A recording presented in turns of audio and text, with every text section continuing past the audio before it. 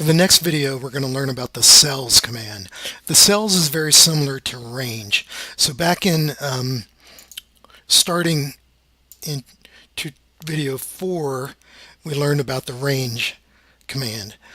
Cells is the same as range, except you have a number rather than a lettered row or column, and you have a row number, and they're reversed. So row, it goes cells, row, comma, column. So let's start an example. I'm going to type sub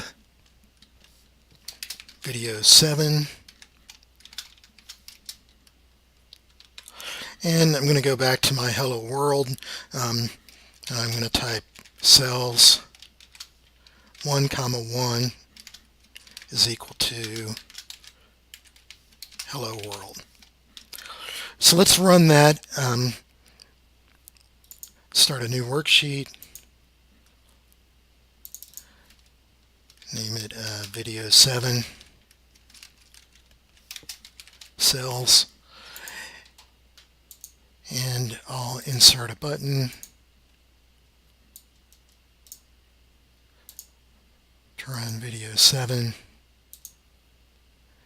and I'll just call it cells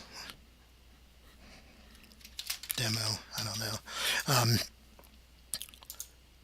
So when I click it, it puts hello world in cell A1 because the row is 1 and the column is 1. So let me delete that and go out and modify it. So instead of 1 1, let's do row 3 and column 5. So column 5 is A, B, C, D, E. So this should be cell E3, row 3, column 5. So run it again, and there it is. But it can also be flexible. So let's define a variable called input phrase is equal to input box. Please type a phrase.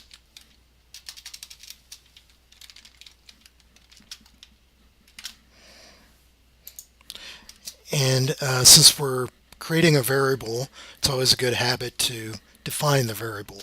So I'm going to type dim input phrase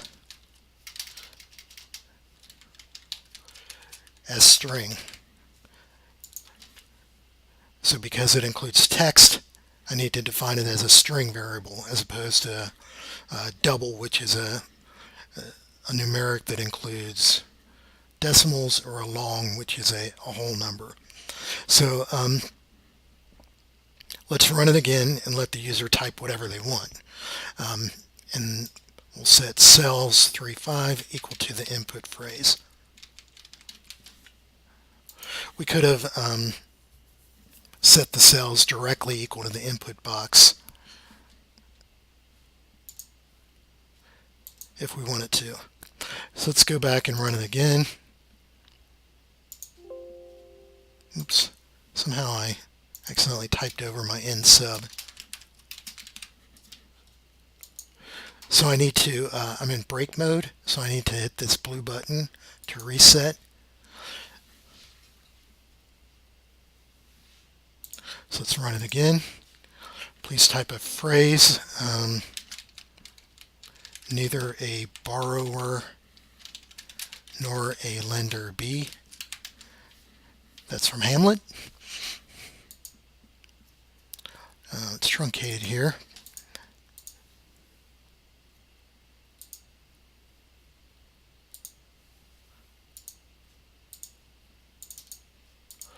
And we can run it again. Loan oft loses both itself and friend. Another Shakespeare quote. That's the second part of that one. Um,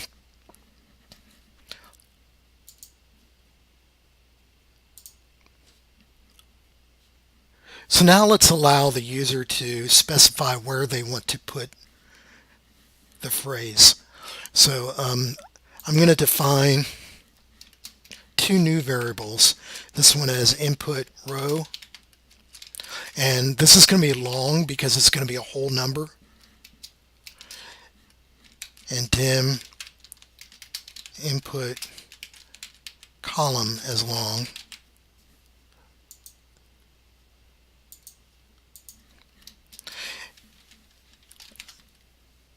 And now I'm going to specify the value using input boxes. Input row is equal to what row do you want? I have to put input box in there.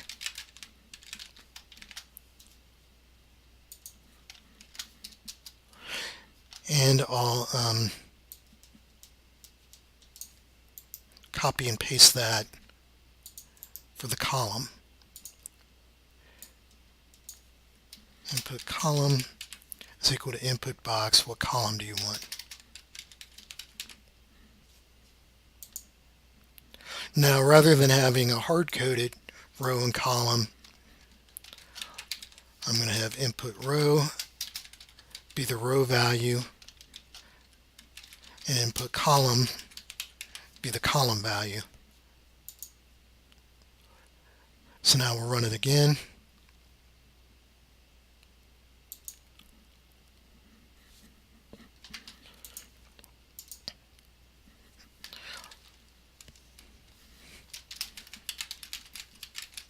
Sticking with the Shakespearean quotes, to be or not to be, that is the question.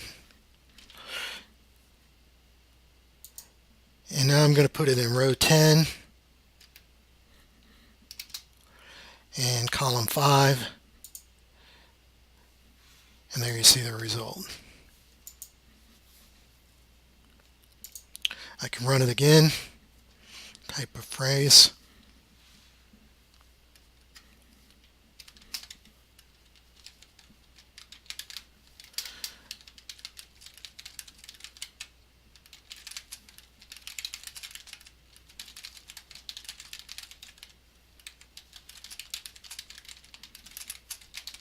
You can see there's not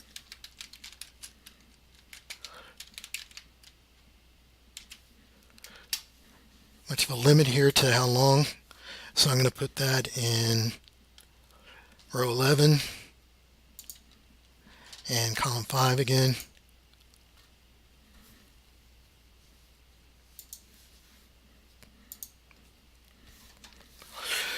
Now it seems kind of silly to have the user enter the row and the column number, but there's actually a reason for this madness. Often when you're working in a spreadsheet, you have a column of data, and maybe you want to enter something in the row below it, but you don't know how many rows you have, or you're inside of what we call a loop, where you're reading down a column of data and you want to display the contents of a certain value. So let's do an example of that. Let's just type some more data here.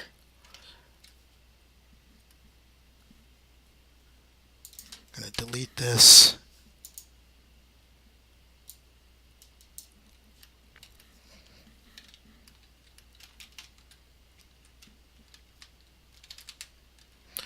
So I'm going to type a player number and player name, kind of sticking with the basketball theme we've been using in these tutorials. And I'm going to put 23 for Michael Jordan, which is also LeBron James's number, although James also wore, I think he wore 6.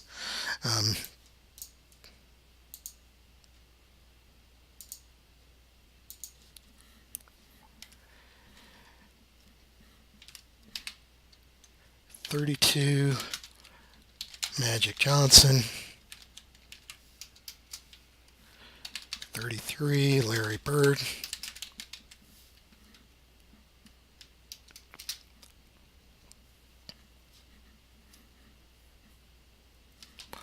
And let's modify this code now. We'll have them choose player 1, 2, or 3. And if they choose player 1, we'll show Michael Jordan. If 2, we'll show Magic Johnson, and so on.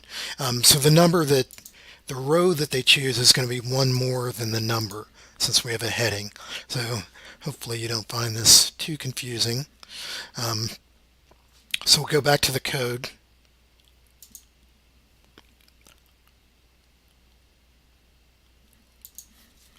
And let's call this video 7B.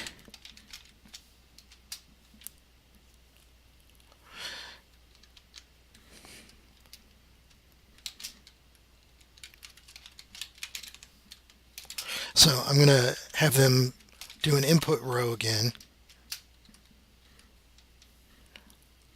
And I'm going to set the row equal to whatever they input again. Actually, let me get rid of this. I'm going to copy it from the program above. Copy.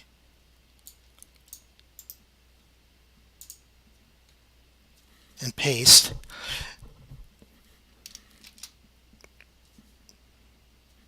And now we'll show a message box this time using the cells for the row.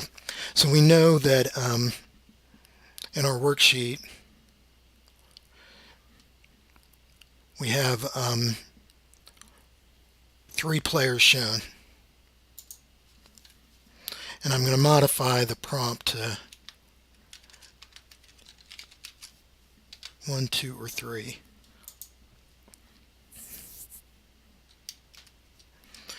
And then we'll have an if statement here. So if input row is greater than 3, then I'm going to have a message box. Please enter a number between 1 and 3.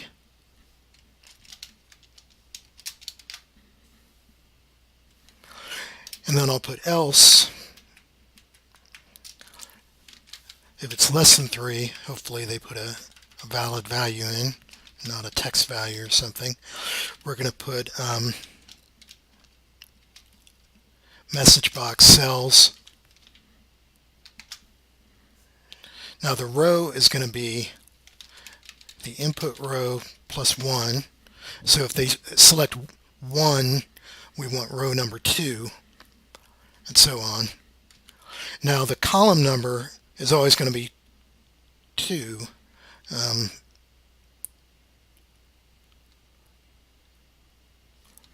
Well, we're going to put together a phrase here to do both of them.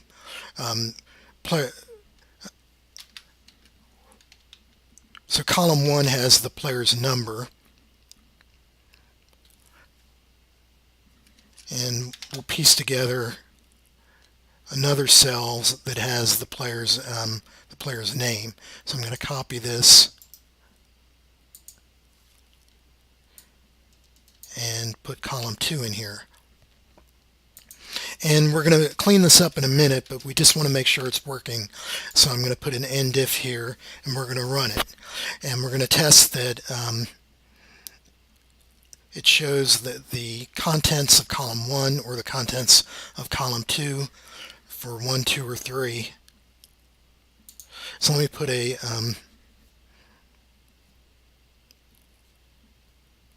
new button out here.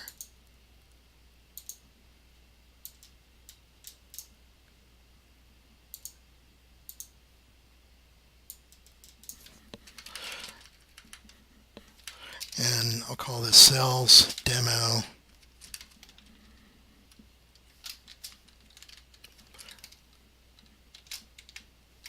show contents of row. And I'm going to modify the text in this one to cells demo. Input phrase in selected cell.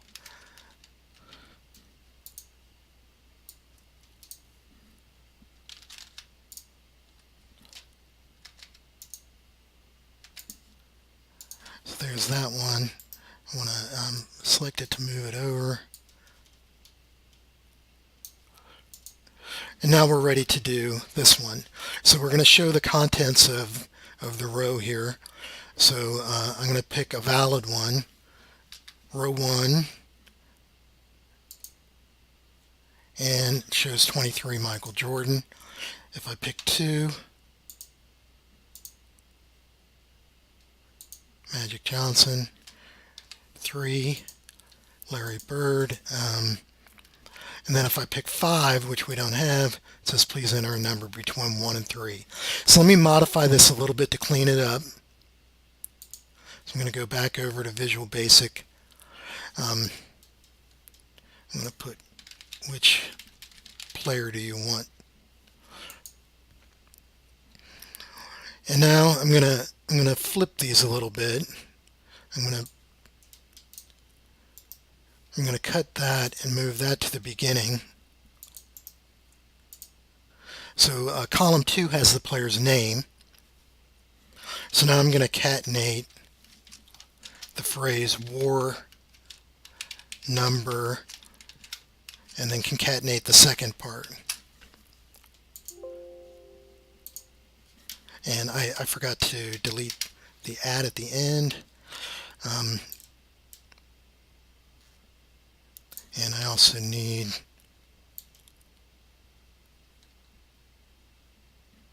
no, I don't need an end parentheses. So let's the parentheses are optional. So let me run this and make sure it's working. So if I type 1, Michael Jordan war number 23, I need to put a space in here, but other than that, it's working. If I put 44, I get an error. If I put 2, Magic Johnson war 32, so I'm going to go back over here. I'm going to put a space before war.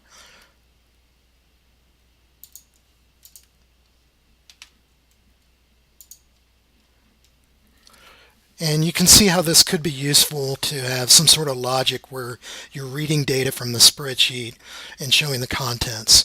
There can be a lot of actually useful situations where you're reading down contents, and if certain conditions are met, then you do an equation.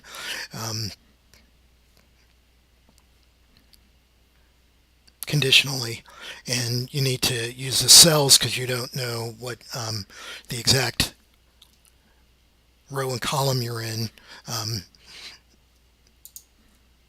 depending on the nature of the logic that you're doing. So I understand that this is probably getting a little complicated for the first week of VBA, so it's okay if you don't completely understand it, but with a little bit of practice, hopefully you'll understand what are some useful situations for using the cells command.